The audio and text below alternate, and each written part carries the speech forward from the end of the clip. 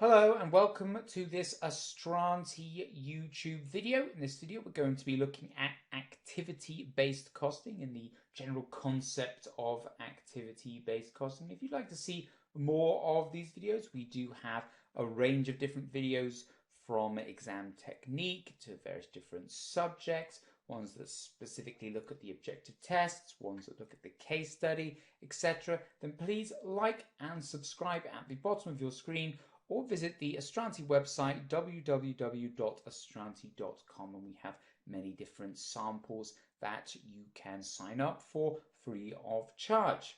So in this specific video, we are going to be looking at the general concept of activity-based costing, which is one of the most important concepts in your CIMA syllabus. It's relevant at BA2, it's relevant at P1, it's relevant at P2, and it also ties in with activity-based management, which is a very important part specifically of the P2 syllabus. So what is activity-based costing and why is it relevant? Well, in the past, in manufacturing companies, production lines, etc., there would be long generic production lines where the only real costs involved in production were the amount of materials that you used and the staff that put all the various different components together. But of course, in the more modern environment, it's not quite so simple. We have lots of various different complex products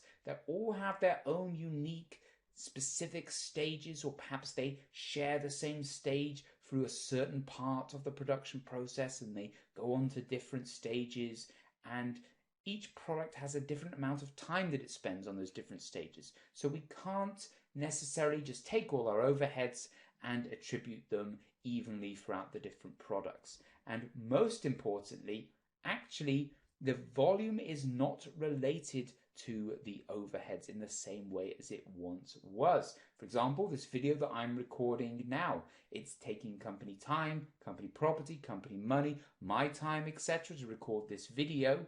Now that cost will be accumulated regardless of how many people watch this. If no one watches it, that cost will be accumulated. If lots of people watch it and then go and buy lots of products, it will still be the same amount of cost. So we can't apportion the cost as evenly and as fairly.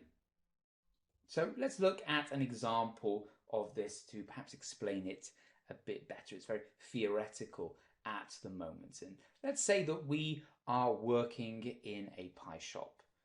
You and me, we own this pie shop and we produce one product, and it is the best apple pie in the country. Everyone wants our apple pie.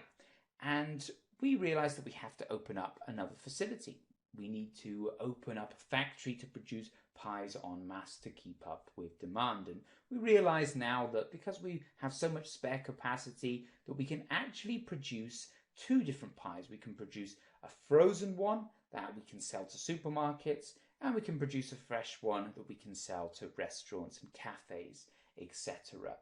And under a traditional absorption costing system, what we would do is we would use these figures here, and we would perhaps apportion based on labor hours. We would perhaps apportion based on the amount of time it's spent per hour to produce each pie. And you can see the figures on the screen now. We have 50,000 in overheads for each period, 200 labor hours, and we produce 5,000 of each of the frozen and fresh pies, and we produce 50 of these per hour. So how would it look like in an absorption costing system?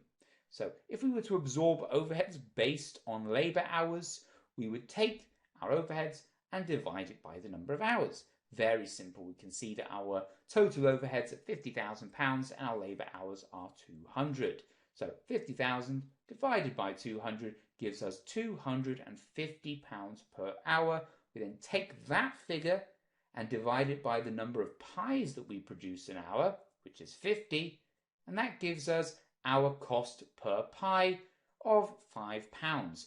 Very simple and very easy. But of course, we are just assuming that the frozen and the fresh pies take exactly the same amount of time to produce. But our productions manager comes to us and says that that's not the case. And she says to us that actually we have to set up these various different production runs to produce our 5,000 pies. And to produce our 5,000 fresh pies, it takes 90 machine setup, but it only takes 10 machine setups for the 5,000 frozen pies. And this is because they can all be produced at once and they don't have to make them daily. Because of course the frozen ones can sit in a freezer and wait to be sold. And she says that a majority of our overhead costs actually come from setting up these various different production runs. And every single time they set up production run, cost is accumulated. And now we're starting to see, well, actually, surely then the fresh pies are more expensive because we have to set up the production run 90 different times over the course of a period to produce our 5,000 fresh pies, compared with only 10 times for our frozen pies. So, what would happen if we allocate our overheads based on production and not on our labor hours? Well, look something like this. So we've got the number of runs and we know it's 10 for frozen and 90 for the fresh pies.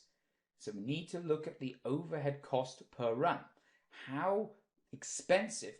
Well, if we look at our figures here, we can see that our total overheads are £50,000 and we have 100 production runs.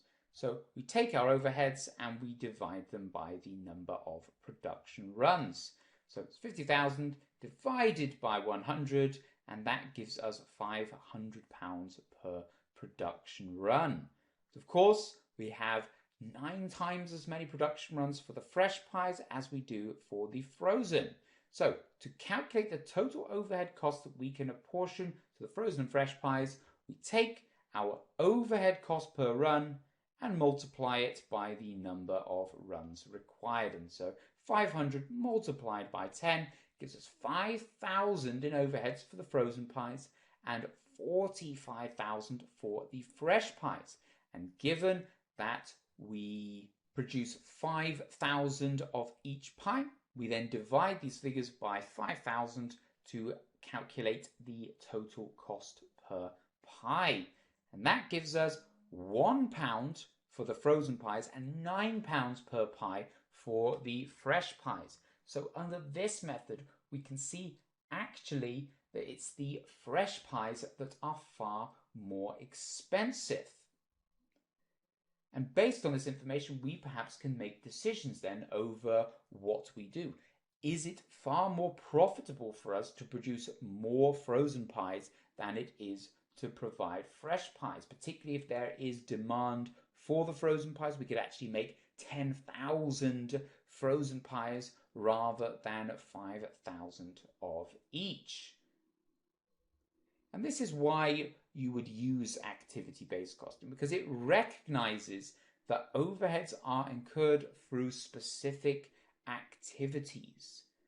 The production manager came to us and said that it is the machine setup costs that are driving the overheads, and therefore it's far more appropriate to look at which product is causing an increase in setup costs, because that is what is costing the organization. If we just apportioned it based on labor hours, as we've done before, we saw that everything was just £5 per pie. It didn't matter whether we're making fresh pies or frozen pies, it was just £5 per pie. But actually, by identifying what is causing our costs, we are able to apportion the costs more effectively and also make a decision over which pies we should be producing.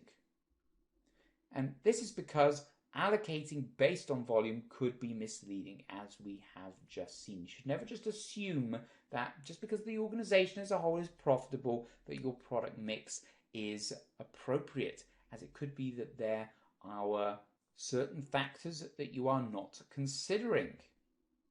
And by using activity-based costing, you can apply costs more effectively and you can make more efficient, better decisions based on it, which is ultimately our job as a management accountant. That's the underlying concept behind activity-based costing, is to look really at what is causing your costs, not to look at the overall costs and to just assume that everything is going well because your revenue is covering your costs, etc., but to actually look at what is causing your costs and whether there's certain products that are driving your costs up more than others.